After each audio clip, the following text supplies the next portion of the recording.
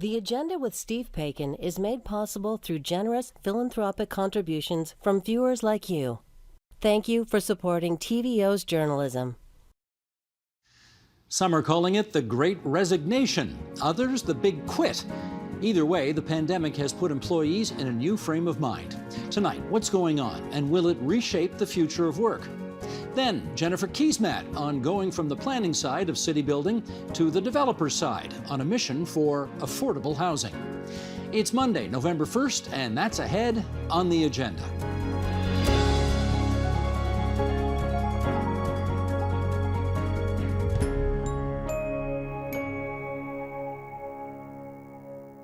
When the pandemic turned everyone's lives upside down, it was initially pretty messy.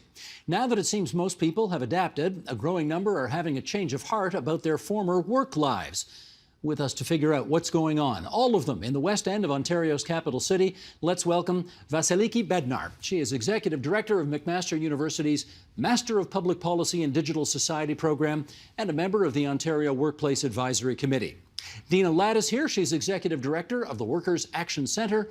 And Robin Doolittle, investigative reporter for the Globe and Mail. And we're delighted to have you three back on TVO tonight for a discussion that is certainly, this great resignation, as we're calling it, is certainly happening big time in the United States. And we want to find out if it's happening as forcefully here in Canada. To the extent that it is, Vas, get us started here. What do you think's driving it? You know, one of the things that could be driving what we're dabbling at calling a great resignation is just that people have had a period of time to be very self-reflective and think about what's next. And maybe some people are investing in themselves in the very same way that we expect people to invest themselves in terms of new training, reskilling for this thing called the future of work, right? So to the extent that the great resignation is people making different career moves or changes, I actually think that could be a fantastic thing for Canada, but it's not quite bearing out in the data just yet. Right, and we'll pick up on that in just a few minutes. Dina, how about to you? To the extent that it's happening in Canada, what do you think is driving it? I mean, I don't really see it as the Great Resignation. I think it's kind of like a protest. I think a lot of workers are saying we actually don't want to go back to work that is stressful, that is precarious, that is unsafe, where we constantly have to be thinking about, you know, how to protect ourselves and how to protect our families when we go home. For sure, there are those folks who have been able to retrain and take this moment. But I think for a lot of workers, they're also saying, you know what, if you want me to come back to work, you got to change those working conditions. And I'm not prepared for this kind of, you know, bad job anymore. Robin, what has your reporting uncovered in this area? I say this as a reporter and also as a mother of a 2- and 4-year-old. I think it's survival. I think especially anyone who's had little children through the last year and a half, you are pushed to the brink every day with no end in sight, and that forces you to make some changes. Make some changes and sort of fill in that blank a little bit more. What have you done? What have I done? Well, I spend most weekends working. That's one example. So it's been a real interesting year as we've been at the Globe unrolling our Power Gap series, which is something we started before the pandemic, and it's been looking at gender inequities in the workplace. And I have to say, I hope my editors aren't listening, but the series is, you know, I have some stories that we're supposed to run by now, but just can't. Last week, I had to take 3 days off work because my 2-year-old had a cough and we had to go get COVID tests, and I had to get a COVID test. And my 4-year-old can't go to school when my 2-year-old is off waiting for a COVID test, which means I end up working on the weekends. And I worked 2 nights once my husband got home from work to make up the time. And this is just, you know, not an unusual week for me. This has been a constant barrage for the last year and a half. And I know it's been constant for so many parents. out there, and especially this like double whammy of, especially earlier on, where you couldn't rely on grandparents, you couldn't rely on those people that usually help you carry water through these types of regular childhood illnesses. It's been so hard, and I'm really lucky that I work at a workplace that's very flexible and lets me take these extra types of shifts to make up the time, but so many people do not have that kind of flexibility, and I have no idea how they're doing it. But Dina, let me put this to you, and you tell me if there's anything to it. We've for many, many years had employees here in the province of Ontario who feel underappreciated, who feel they're not being paid enough, who feel their workplaces aren't safe enough, who, et cetera, et cetera, et cetera, and yet they've still gone to work anyway, for the most part. We are starting to see data that suggests, certainly in the States, to a lesser extent here, people aren't putting up with that as much anymore. What's the straw that's breaking the camel's back this time? I mean, I think that there's 2 or 3 different scenarios, because of course we're dealing with a mass amount of workers. I mean, there are those workers who didn't have a choice during the pandemic to stay at home, and they've just had to go to work and put up with the kinds of working conditions that we know are to be true and that have been exposed during the pandemic. So, short-term, part-time, temp agency work. Then there are those workers who we're working in the sort of low wage sector, in entertainment, hospitality, tourism, the restaurant industry. And I think finally got a bit of a chance out of the grind of that daily type of work. Because when you're working 12 to 14 hours a day and you're in that daily grind, it's hard to imagine doing anything else. And I think for some folks who are in those minimum wage jobs, say in the restaurant sector, they have taken this opportunity to move into another area of work, which I think has been great.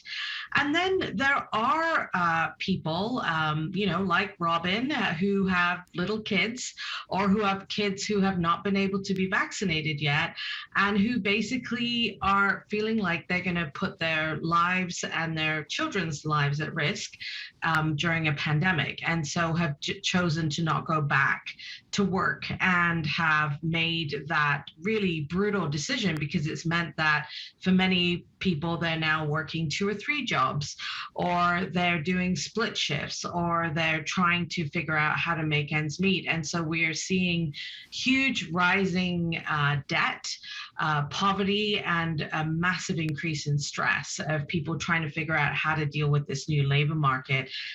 But I think the biggest issue here is also how to also stay healthy and well and keep their families safe during this time period. Okay, Vass, I got a 2-part follow-up for you. First of all, you're on this thing called the Ontario Workplace Advisory Committee. What's the mission of that committee? The mission of that committee is pretty broad, actually. I can't scoop our report, but it is with the minister and the minister's office. And this is a panel that the Ford government struck under Minister Monty McNaughton to consider the future of work and future of workers in Ontario, and kind of what this moment might mean for workers and workers of all kinds. And in doing that work, I think the pandemic has sort of forced us to reconcile with this kind of even bigger bifurcation of the labor market. And we've kind of been talking about it already, right?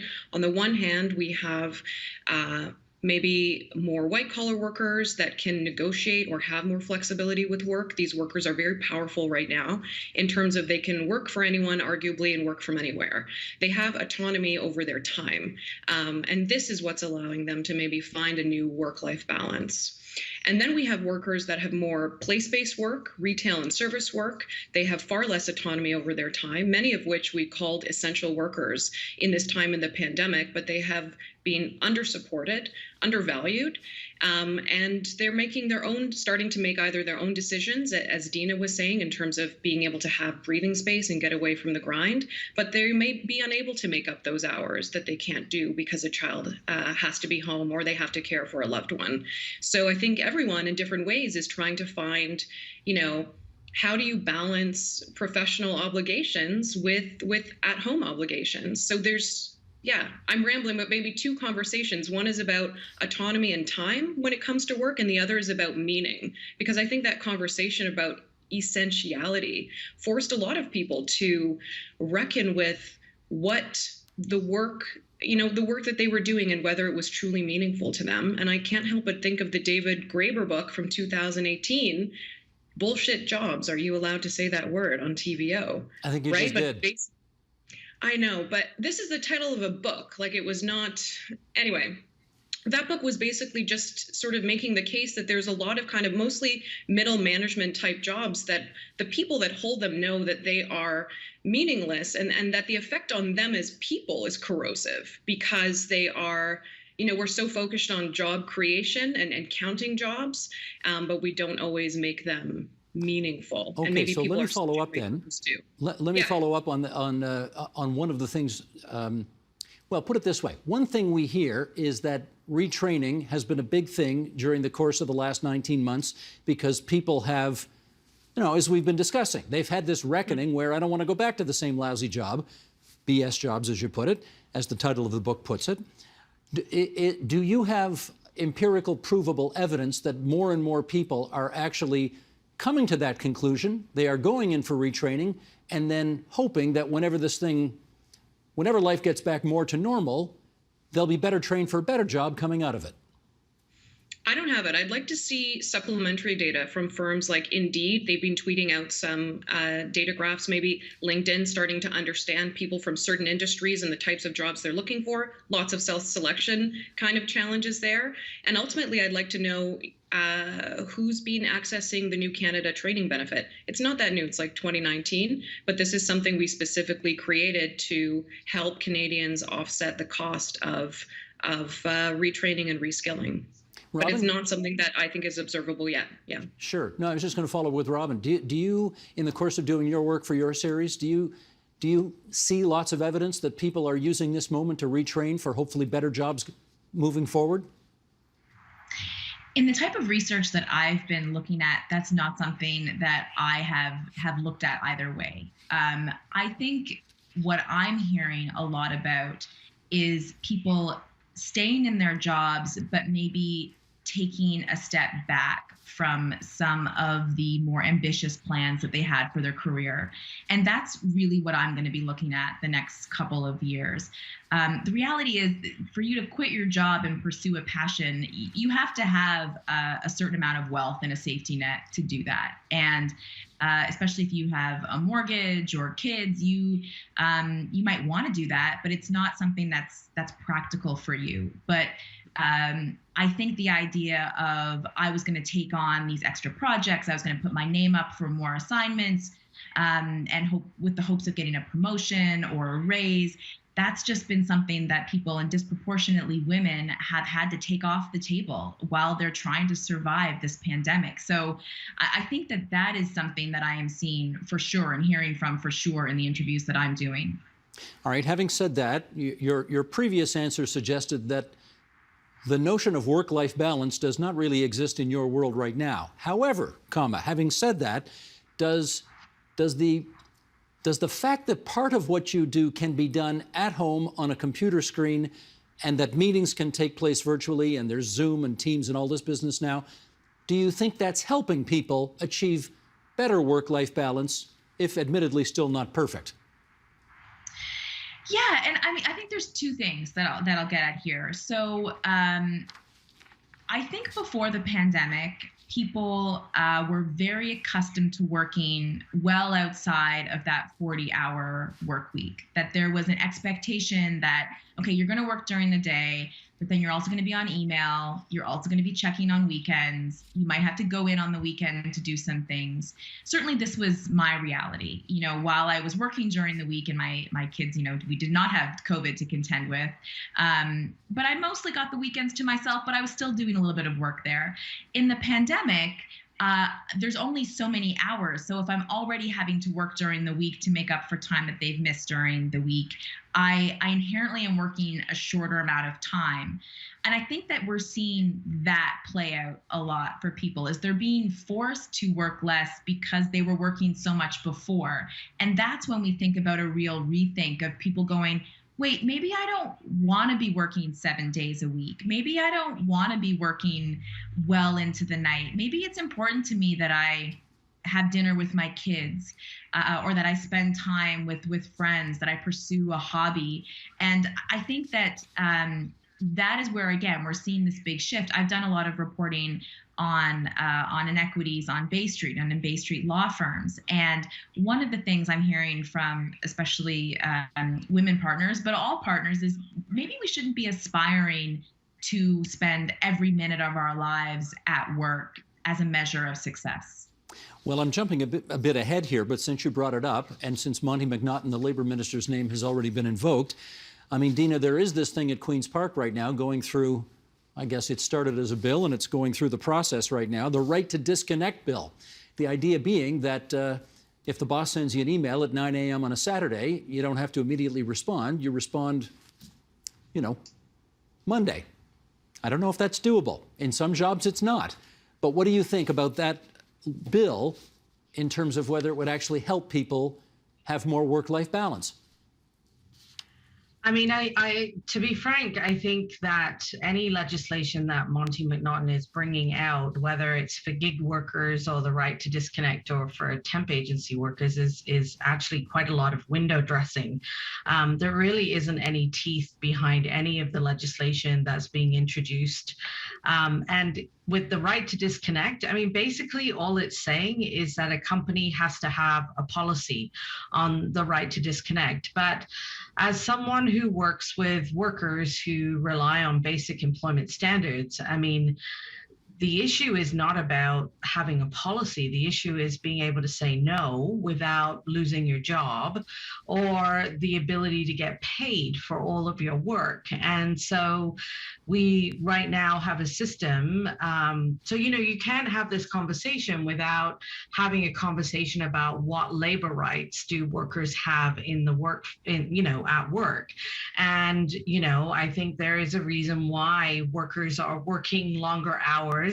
It's not just because they're, also just passionate about the work. It's because they also can't say no, and they fear that they're going to lose their job. And then when you're in a labor market where there are a lot of people looking for work, you do have a less choice. And so we run an emergency hotline here at the Workers Action Center, and we're getting call after call after call by workers who are afraid of losing their jobs, and are worried about the expectations of employers in white collar jobs, but also in a lot of the jobs that we haven't spoken about so far, the jobs where workers didn't have a choice to stay home and are still, and who are, termed as essential heroes, but who have been working day and night to get us through the pandemic. And those jobs continue to be low paid, continue to be precarious, continue to be poor quality, and the government and Monty McNaughton is actually doing zero about improving those rights. I think we have learned one thing during this pandemic, that we need action to stop infections, and we need to make sure that any legislation we have actually has teeth and has enforcement measures, and that is absolutely not what he's doing right now. All right, let me get very disappointing. You're disappointed. Okay, let me get us back on the path here, and I'll just say a word to our director, Sheldon Osman. Top of page 2. Let's get this graphic up, Sheldon, from journalist Derek Thompson of Atlantic Magazine, who wrote the following. The pandemic thrust many families into a homebound lifestyle reminiscent of the 19th century agrarian economy, but this time with screens galore and online delivery. More families today work at home, cook at home, care for kids at home, entertain themselves at home, and even school their kids at home. The writer Aaron M. Wren has called this the rise of the DIY family, do-it-yourself, and it represents a new vision of work-life balance that is still coming into focus. By eliminating the office as a physical presence in many, but not all, families' lives, the pandemic may have downgraded work as the centerpiece of their identity. All right, that's Derek Thompson writing in The Atlantic. Vass, let me pick up that question with you. Is there something, however, about being in the office or being in a workplace that for, I guess, a lot of people is inherently alienating in the way they do their jobs? I mean, it certainly can be for some people. I think for the people that have been able to continue working and work at home with the flexibility we've been chatting about, I think there's a particular liberation when you're communicating online that can help women from who are policed on the tone of their voice and their appearance in the workplace, right? People are saving time on their commute. They're saving time getting ready. We have more relaxed standards for appearances, perhaps. And again, that lets us reconcile with and talk about what work is and what work isn't. And maybe work isn't the beautiful office and the amenities and the water cooler and the chatting with your colleagues. Actually, chatting is really fun. Maybe work is more about the artifacts we're producing and the goals we have and what we're working towards. For others, they have found it very challenging to not have the social stimulation of being in a physical workplace. But when we read about people who don't want to return to work, right, to return to the office, and that's separate from a resignation, I think what people are really communicating is they're not ready to fully go back to what work was before. I don't think it's a total rejection of the physical kind of common workplace. And I think some people are ready to get out of their homes or apartments. It can be difficult to work from home depending on your family situation, the size of your space, frankly. Well, we've heard what Robin had to say about that. I can imagine how fascinating it is to try and churn out a 5,000-word piece with a 4-year-old and a 2-year-old offering you advice from the sidelines. Let's put it that way. But I wonder, Robin, do you miss the juice of going into work and chewing the fat with colleagues and bouncing ideas around? And for some people, I mean, that's a huge part of what stimulates and makes them creative in their jobs. How about for you? I very much miss the newsroom, and I actually have been someone who's been going in, once or twice a week during the pandemic, except during periods when there was, really high COVID numbers or we were in a lockdown. But it's different. There's not many people there, which is why, I go in. I mean, there's a couple of things here. One, I find it extremely difficult to work at home, especially once my kids get home. If they see me, they think I'm home. I'm playing with them, and it's very crushing when your little child looks at you and says, like, "Mommy, can you put away your computer?" And trying to explain to a 4-year-old the concept of, well, actually, I'm on my computer, but I'm not supposed to be here, and it's only 4:30, and I still need to work for another hour. So that's really difficult. Finding space. I'm constantly confronted with laundry I haven't done or dishes we haven't washed. So that I find very cluttering. I think getting out of myself and my own personal experiences, something that I'm really interested in is groups like women or other diversity-seeking groups were already shut out of so many networking opportunities at work, which I think really impacts raises, promotions, who gets the best assignments. In the world of Zoom, you have to think that that's just going to be accelerated, and many people have written about this. I think that that's going to be a huge consequence to working from home for so many people. And if it's primarily men who return to the workplace, those relationships are just going to be even more solidified. It's human nature to form bonds with people that you're interacting with regularly, that you share similar life experiences with, and you have to make a conscious effort to break those patterns. And a barrier like a computer screen between people is just going to make it that much harder. This is a perfect segue to the next thing, because you talked about people who are writing about this, and in fact, one of your colleagues at the Globe and Mail, whose last name you're going to help me with because I'm not sure how to pronounce it. It's Rita Trichur. Rita Trichur. Is that how she says it? Okay. Here's what she had to say about this very topic.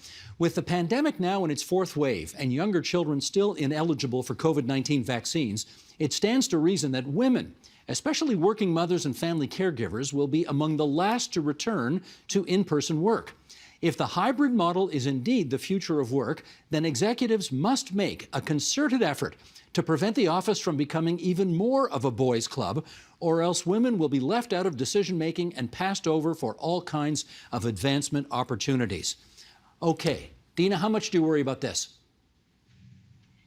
I mean, I really think we're talking about a tale of two pandemics. We're talking about people who had the choice to stay at home and where promotions, and not to say that they're not important, are sort of, the dynamics of the privilege of staying at home and who gets to do the double and triple burden of care. That's one pandemic. The other pandemic is for those women who have been streamlined, and I'm talking about women of color, I'm talking about Black women, I'm talking about immigrant women who have been doing the jobs that nobody else wants to do and have been streamlined into work, such as long-term care, personal support work, grocery stores, retail, food processing, warehouse, logistics. I mean, we're talking about men of color who are in truck driving and courier work.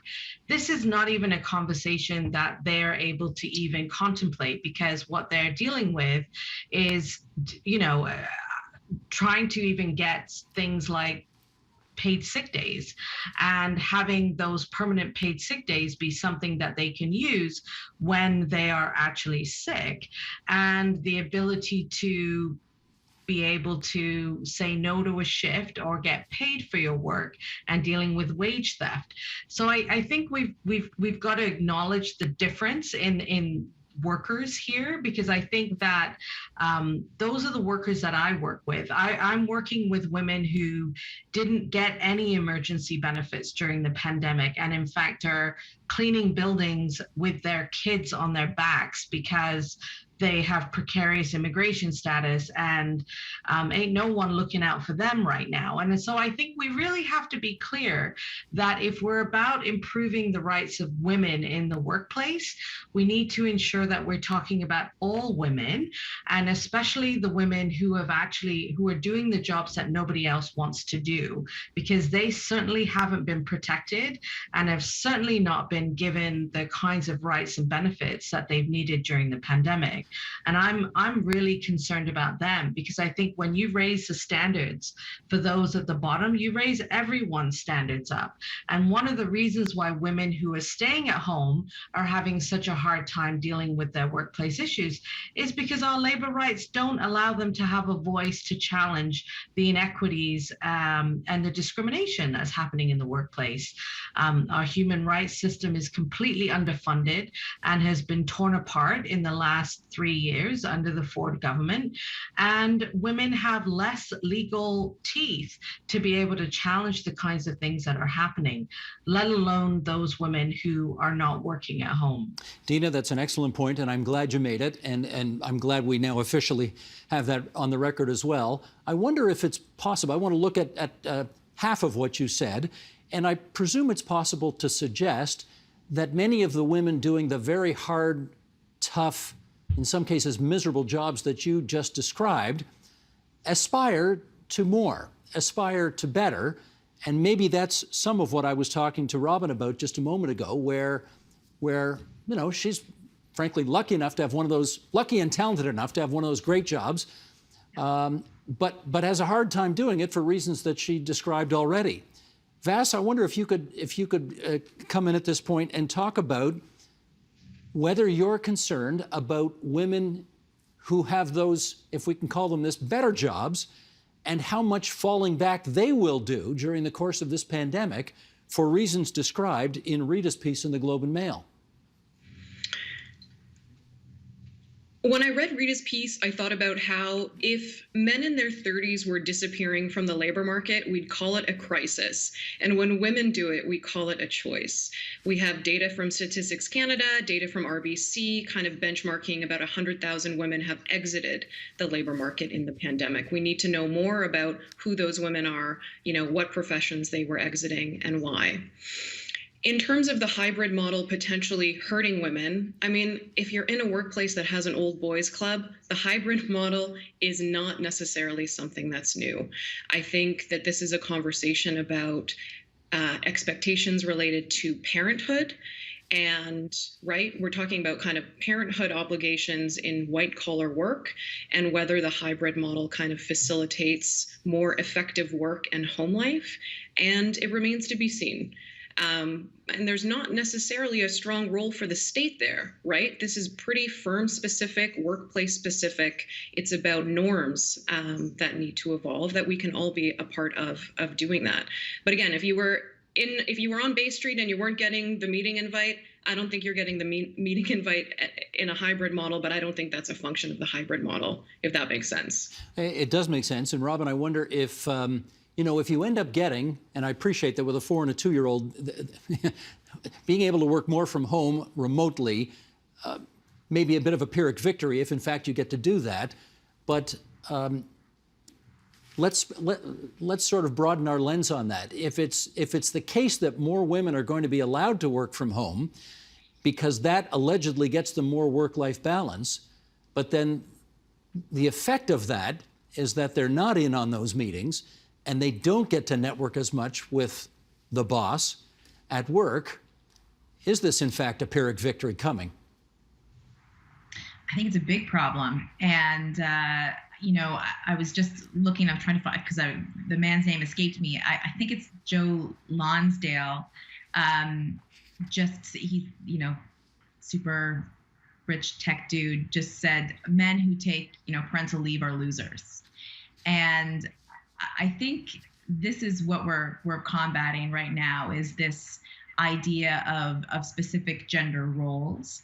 And men face real consequences in their profession for taking on more of the household work and child rearing, even if they want to. And I think my colleague Tim Kalad's wrote a great piece about this. He and his partner, the consequences of taking a parental leave and the stigma around it. And women right now are still the default care providers.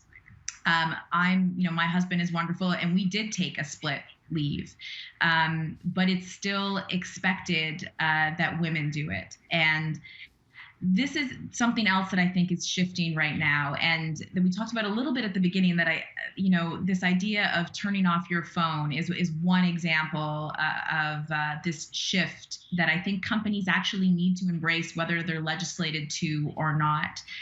People want a different type of work. I think the men in my life for sure want to be very active dads. They want to be with their kids in the evenings. And it's confronting those stereotypes that have held women back that they are now confronting. And this is where, you see the patriarchy, the old way of doing things hurts everyone. And COVID and what we've been through is a point in time when we are rethinking all of these norms. Well, your memory is still good, Robin, I got to say, because I'm on my device right now and it says UX tech investor Joe Lonsdale refuses to apologize for loser paternity tweet. Correct masculine response to newborn is for men to work harder, says venture capitalist. So there we go. That's Robin Doolittle of the Globe and Mail, Dina Ladd from the Workers' Action Centre, Vas Bednar, McMaster University, and the Ontario Workplace Advisory Committee. Really good of all three of you to join us on TVO for this discussion tonight. Many thanks. You're welcome.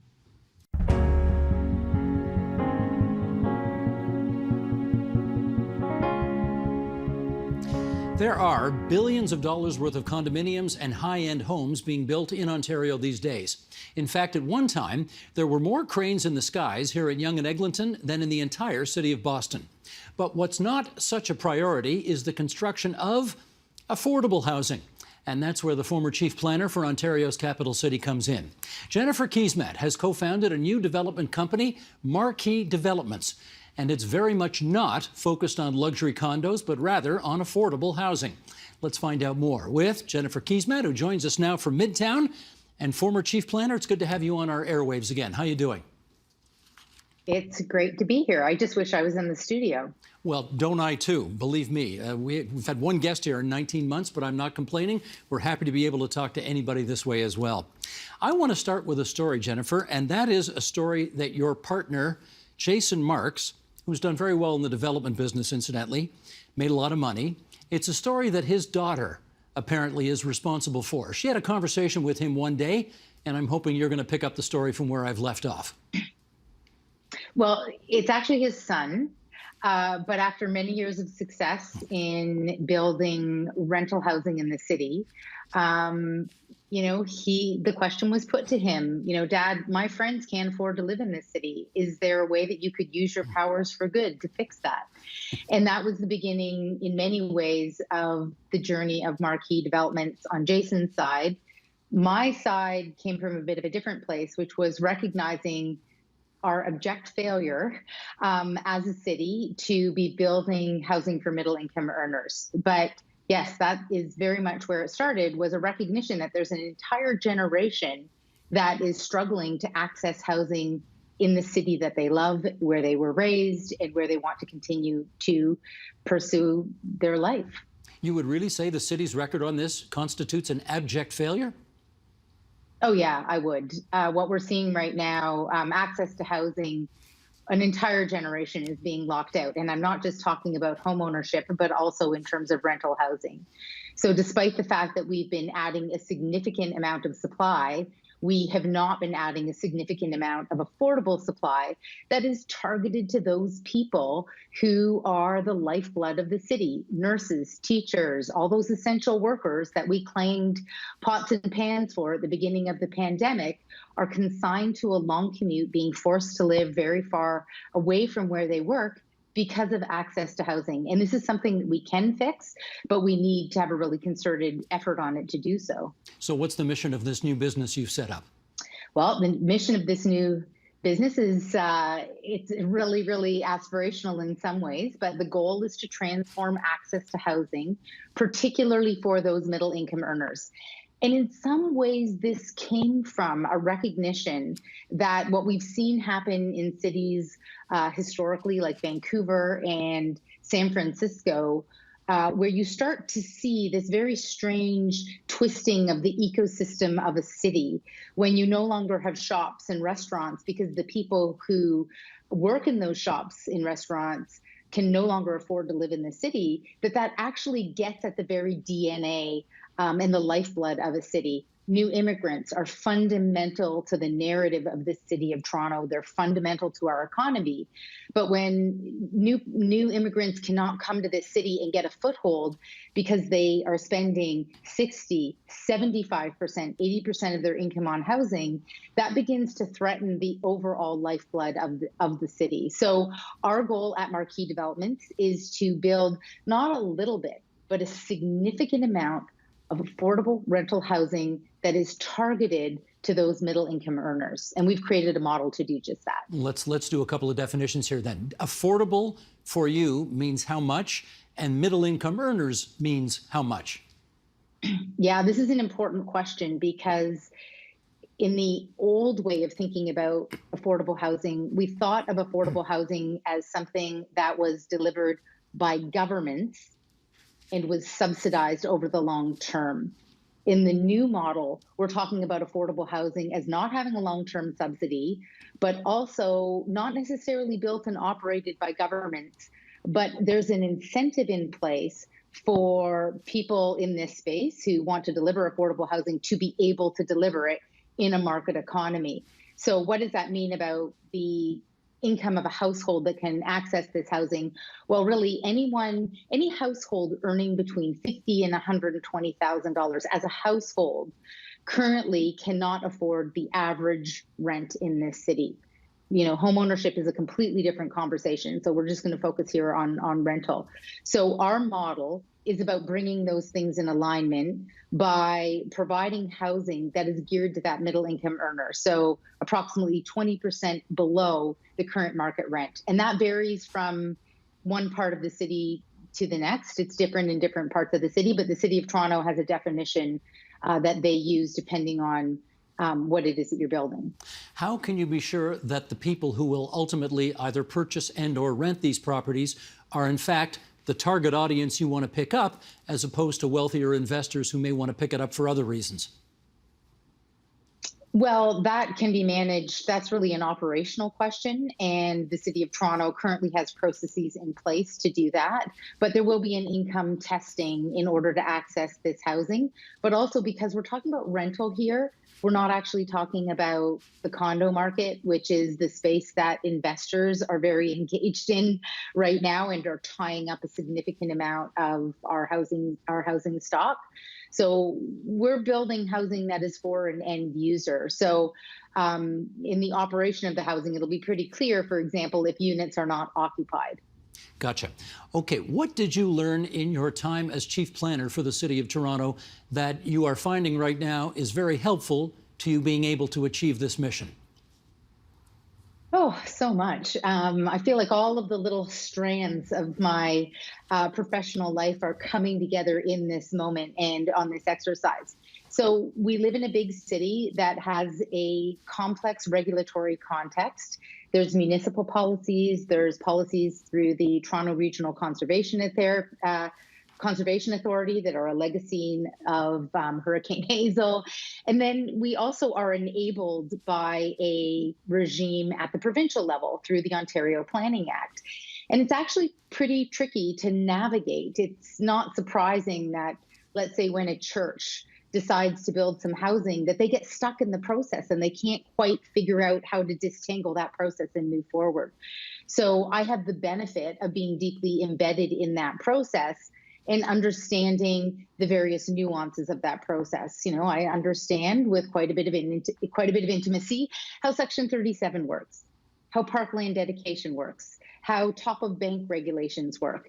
And when you're building housing, because there are so many ways that housing can potentially impact on the public interest, there are a lot of different processes as well as policies that need to be navigated in order to drive forward an outcome.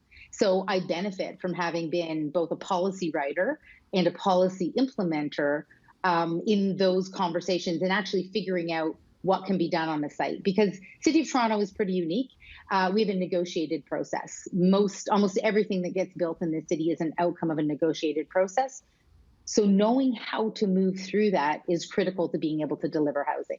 Well, you've described it as pretty tricky. I've heard other people describe it as damn near impossible. So somewhere, I don't know, you want to take a second take at whether or not pretty tricky or damn near impossible actually gets closer to being what the truth is here?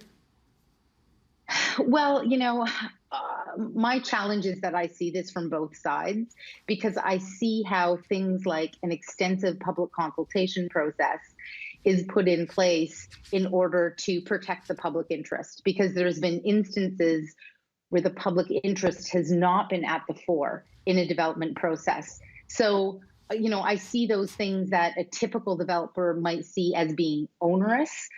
I see those things as actually delivering on a public good. I care passionately about creating a sustainable city. Many of the policies that we need to navigate in the approvals process are put in place in order to deliver a sustainable city. So does that add a layer of complexity? You bet. Adds huge layers of complexity. Is it in the broader public interest? Well, yeah, it actually is. So, you know, a colleague of mine, Larry Beasley, former chief planner of Vancouver, has often said, we need to recognize that it's a privilege to be able to build and develop in a city. And that is the reason why developers must participate in this broader public process and regulatory context. And I'm a firm believer of that. Now that I'm sitting on the other side of the table, it hasn't changed my belief that everything we do has to seek to negotiate and protect the broader public interest. But I believe that affordable housing is a critical part of that. Understood. Let's show a couple of pictures here of what you've been up to. This project is one that you're working on. It's called Tyndale. Now tell us what is sort of distinctive or significant in the marquee approach to what we're seeing here. So there's a few things that are distinct about Tyndale Green, which is on Bayview Avenue. It's a very, very large site. And as a starting point, we asked the question, how can we ensure that we're protecting the ravine landscape? So 35 acres of the site are not going to be developed. That's a really important starting point. So, you know, I mentioned those environmental policies. A traditional developer would probably push back on that. This is also not a high density development. Despite the fact that you may see what looks like taller buildings, most of the site is 4 to 8 stories. the vast majority of the site, because we wanted to create a pedestrian environment and a really walkable community, but we also wanted to put a really strong emphasis on pedestrian life and walking in this neighborhood. So there are a variety of buildings, and they're all arranged around a series of different public spaces, because our objective here is to create a community hub, a community gathering space. So we've also layered in a new recreation facility, a cafe, a daycare has been integrated into this space. You know, if a traditional developer was doing this, you would see a lot more density. You would probably also see a bank or a Shoppers Drug Mart. But we've tried to keep it very, very community focused in the approach, that we're over providing with respect to the city's requirements on public space and park space requirements. And that's because we see that as being a critical part of the quality of life. 50% of the homes in this community are geared towards those middle income earners. That's by design in our model. And when do you expect it'll be done? Well, it's a planning process. That tricky, complex process goes according to the schedule that we're currently on. We'll have a shovel in the ground in 2022, and by 2025, we'll have our first occupants moving into their new homes. And I presume you had to go to some kind of public meeting and present this idea to whatever. Well, you can tell me in the answer. What was the reaction like when you presented this? So, we had two really strong reactions. One is not surprising, which is a lot of people were very, very concerned about traffic. And this is one of the tensions that you see in a city that is transitioning from having very suburban places and very urban places. And we're talking about not adding a lot of cars, but adding a lot of new homes in a relatively suburban community, although there are tall buildings and some significant density adjacent to this area. So a lot of concern about traffic. But surprisingly, we had a lot of people who came out to the meeting who asked us why it wasn't denser, who asked us why we didn't have more tall buildings. And I have to say, this caught me off guard at the meeting. I wasn't expecting it. And they were very important and critical questions. And it's a reflection of how the conversation is changing in the city. And there is new groups, Housing Now, another group is called More Neighbors Toronto, that recognizes that a critical part of creating an inclusive city and a city that is for everyone means we need to add more housing, and in particular housing for middle income earners. So those constituencies were very involved in the public meeting, and we're asking for, we're kind of holding us accountable in what you don't usually see in a meeting. They were saying, look, we need as much housing as possible. Don't underdevelop these lands. And we were kind of on the hot seat to reply to why we felt from an urban design perspective and a city building perspective, why this is in fact a good approach to density and design on the site. Okay, let's bring up a shot of the next project that you're working on. This one's called Sumac. And same question, what's noteworthy here about what we're looking at? So Sumac's really a very fun project, in part because it is right in the downtown. It's adjacent to the Corktown area, as well as the Distillery District, the West Don lands, and it sits on what historically had been thought about as kind of a leftover piece of land. It's where most people know it because it's where the Cube building, those iconic kind of buildings that was plunked down on this site, it's where that building is today. So there's surface parking lots, there's some heritage homes that we've integrated into the development.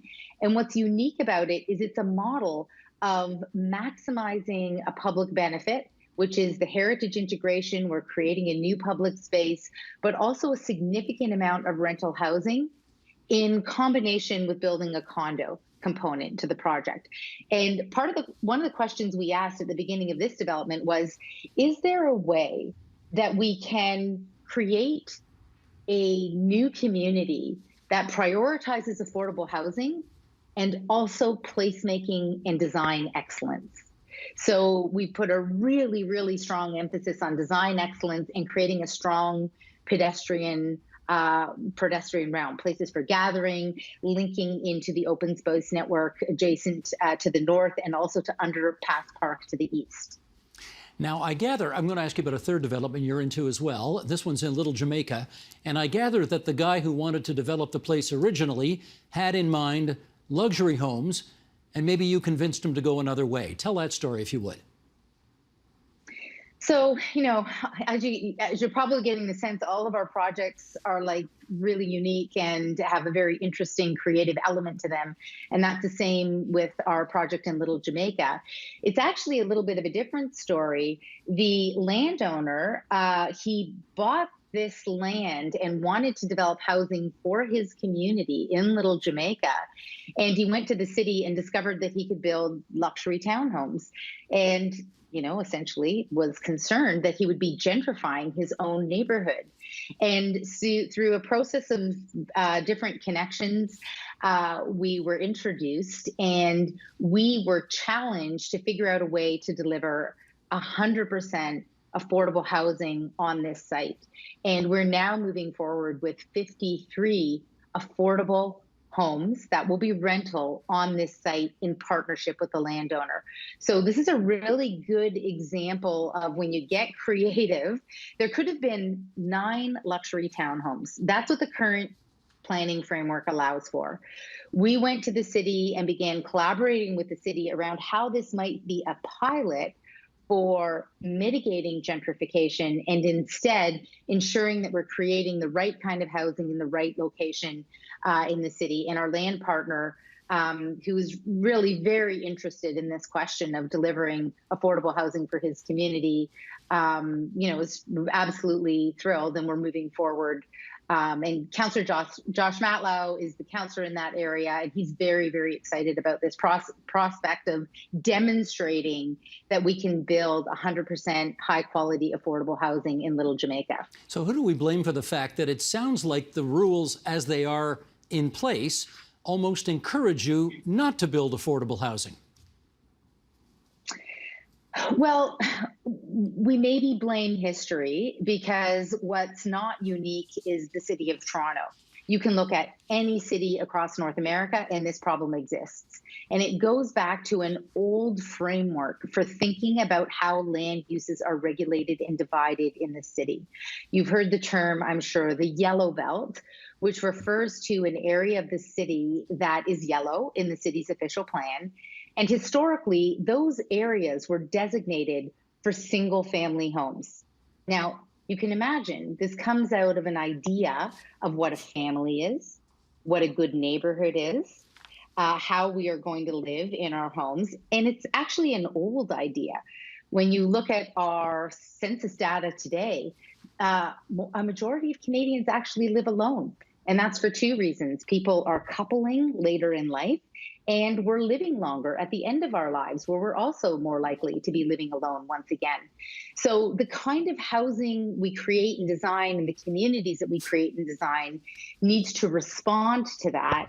And we also know that, we've got a environmental crisis. We haven't been using our land very well. So adding density, as we're doing in the Little Jamaica project, and we're doing it in a very incremental way. Gentle density. We're talking about an incremental upscaling of the existing zoning to allow for, you could have in those 9 3-story townhomes, you could have approximately 3 stories. We're now building up to 5 stories. And by changing the design and changing the layout, we're creating a really significant new affordable housing stock. In some ways, Steve, what's bizarre about this is it's really going back to the past. We have these types of walk-ups all over our neighborhoods in the city, but really in the 80s and the 90s, we outlawed them. We preferred single-family homes. And by doing so, we really limited the housing options that exist in our cities. So the opportunity now looking forward is to think about new built forms, new regulations need to come with those new built forms. Okay, you ready for a smart aleck question? Always. Now that you're a property developer, do you hope to make a killing? Well, if I hope to make a killing, I wouldn't have set up this company that I've set up, because this company, our mandate as a company is to deliver affordable housing. That's our objective. We've been established in order to do that. But, one of the things that has happened since I've been doing this, and my partner, of course, was running a private company for many years, is that I've really learned how to read pro formas in a way that I wish I had understood when I was chief planner. And I did do some sessions with my planners on understanding the mathematics of a development project. But I understand that in a much more sophisticated way because, I spend a lot of my time in a spreadsheet now, which I didn't do before. And I think that building the broader capacity in the public sector and also amongst the public to understand where value creation takes place can lead us to a place where we're focusing more on the public good and on delivering public outcomes, which has always been what I'm passionate about. That isn't something that's changed. I'm just doing it from the seat I sit in now versus the seat I sat in before. And how will you know whether this new venture is a success? Well, on my whiteboard over here, I think I originally had that we wanted to build 10,000 new homes over 10 years, but we think we're going to do more than that based on the trajectory that we're on right now. Every time we hand over a key and someone moves into a home, that can be their forever home, where they can be safe, where they're in a healthy community, in sustainable buildings, where there's things that they can do within walking distance of home. Every new home we build and every time we provide a home for an individual or for a family, every time we do that, that will be a measure of our success. I have really narrowed my focus professionally, although I get to bring in things like transit-oriented development and heritage conservation. I'm very, very passionate about ensuring that everyone in this city and ultimately everyone in this country has a safe and stable home where they can live to their fullest potential and flourish. That's Jennifer Keesmaat, the former chief planner for the City of Toronto, now a co-partner in Marquee Developments. Jennifer, it's always good to have you on our airwaves. Thanks again for sparing the time. My pleasure.